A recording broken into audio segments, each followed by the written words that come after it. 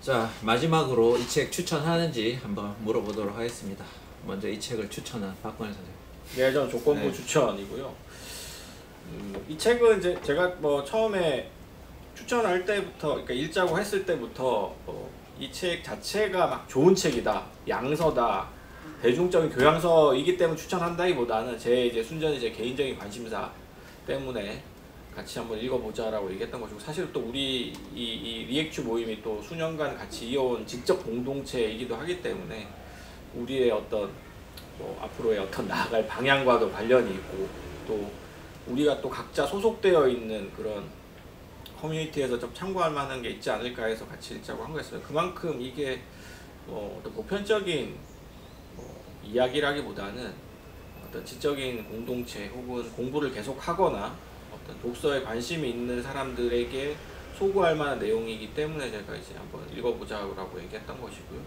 그러면서 저는 개인적으로는 그래도 좀 꽤나 도움이 됐던 책이어서, 만약에 저와 비슷한 문제의식이라든가 관심사를 갖고 있는, 그리고 앞으로 어떤 독서 모임이라든가 아니면은 지적인 공동체를 꾸려볼 만한 어떤 야망이나 야심을 갖고 계신 분이라면 참고 삼아서, 이걸 뭐 그대로 한국에 적용할 수는 없겠지만, 자신의 프로젝트에 적용할 수는 없겠지만 참고 삼아서 한번 읽어볼 만하다라는 점에서 조건부 추천하겠습니다.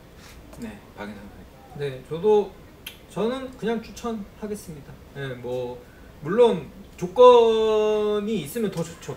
뭐냐면은 아즈마 히로키를 그동안에 좀 따라 읽은 독자분들이라면 한층 더 이 사람의 사상의 어떤 궤적의 변화라는 게 어떤 방식으로 좀 일어났을까에 대한 생각을 해보기 참 좋은 것 같아요. 저만 하더라도 아까도 말씀드렸듯이 일반의지 2.0 이후로 그냥 기대를 접고 안 읽었던 사람이었는데, 읽다 보니 이번 책을 읽고 이런 변화는 굉장히 긍정적이다 라는 생각을 또 했고, 저 스스로도 항상 가지고 있는 생각 중에 하나가, 지식공동체가 사실은 그 안에서 되게 치열하게 논의하고 사유하고 싸우고 토론할 것 같지만 요즘에는 잘 안 그러는 것 같아요. 특히 이제 대학원에서 공부를 하는 사람들도 마찬가지겠지만, 뭐 심지현 선생님도 아까 뭐 이런저런 것들 동아리 모임 다 이야기했고, 스터디 항상 그렇죠. 우리가 사실 대학원이라고 하는 공간의 의미를 찾으라고 하면 저는 대학원 수업도 아니고 논문도 아니고 결국 스터디였던 것 같아요. 모여서 그러니까 물론 편안하지 않죠. 선배가 주관하는 스터디, 전 선배한테도 된통 당해봤고, 뭐 후배를 만나서 대화하는 것도 처음엔 쉽지 않았어요.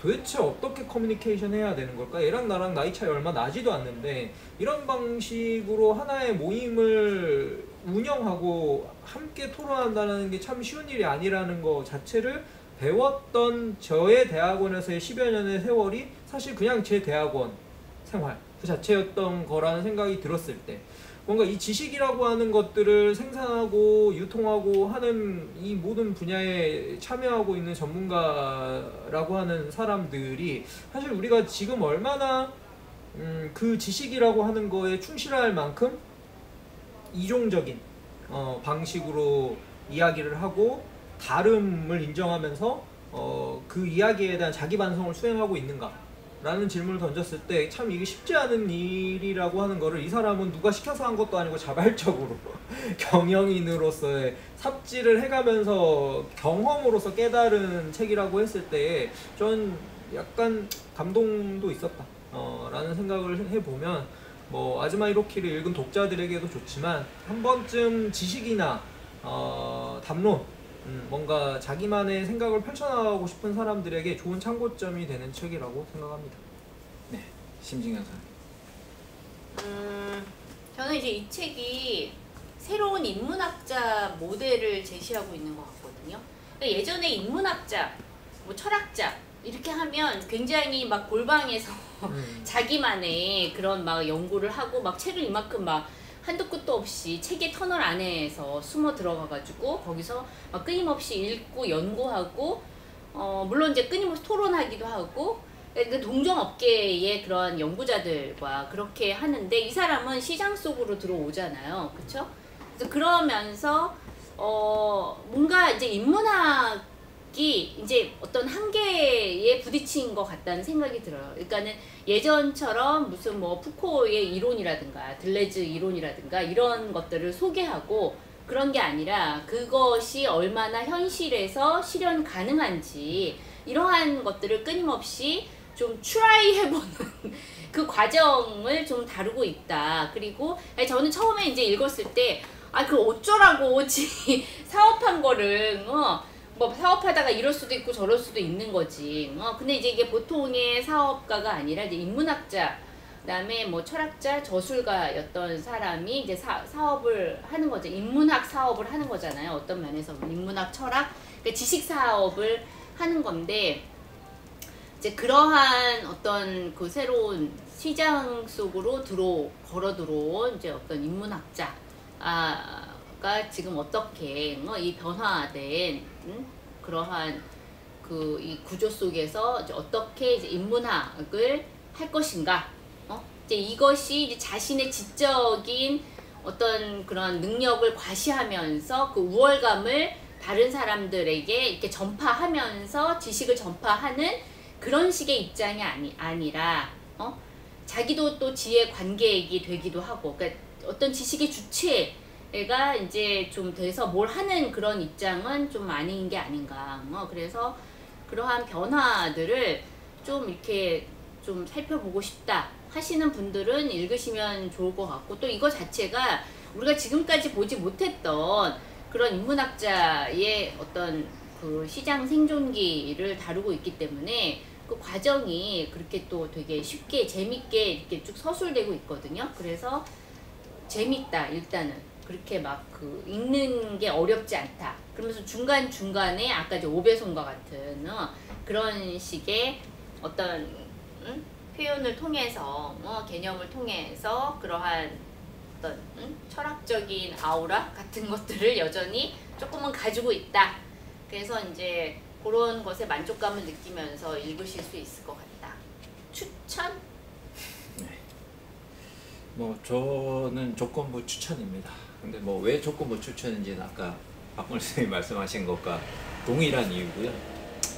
개인적으로는 뭐 좀 위기감을 많이 느낍니다. 그 위기감의 핵심은 아까 제가 중간중간 많이 얘기했지만 사람들이 너무 단절돼 있다는 거. 그 다음에 온라인 모임은 제가 볼 때는 정말 인간이 추구해야 될 모임인가? 라는 의문. 그 다음에 온라인 모임의 사이비 종교화. 그 다음에 또 집회도 있지만 집회도 느슨한 연대거든요. 그러니까 인간을 진짜 발전시키고 다른 세계로 왔다 갔다 하게 만드는 거는 진한 관계인데, 끈끈한 관계인데, 요 부분에 대한 투자가 지금 필요하다라는 생각을 많이 합니다. 어떤 식으로 투자를 해야 될지 모르겠지만, 아까 뭐 남성 독자도 마찬가지인데 이걸 시장에 맡겨둘 수는 없거든요. 출판사는 그렇게 갈 수밖에 없어요. 자기가 죽는 줄 알면서도 그렇게 갈 수밖에 없어요. 당장에 지금 월급 줘야 되니까. 그러니까 어떤 형태로든 투자가 지금 필요해요. 관계에 대한 투자와 그 다음에 뭐 이거와 다 파생되어 있는 문제인데, 이런 투자가 지금 필요한데 그런 부분 쪽으로는 지금 머리를 안 쓰고 있는 것 같아요. 그러니까 진단이 자꾸 엉뚱한 데 나오고 엉뚱한 투자를 하고 있는 것 같아요. 근데 이제 우리가 코로나를 거치면서 일종의 관계의 캐즘이 발생했었잖아요.